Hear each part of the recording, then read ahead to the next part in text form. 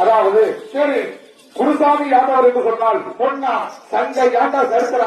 நாயகன் சங்கரன்கோயில் சேர்மனாக இருந்து யாதவர்கள மக்களுக்காக இரவு பகலும்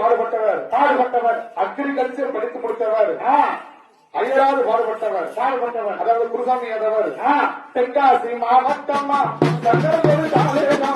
தென்காசி மாவட்டமா சங்கரன்கோயில்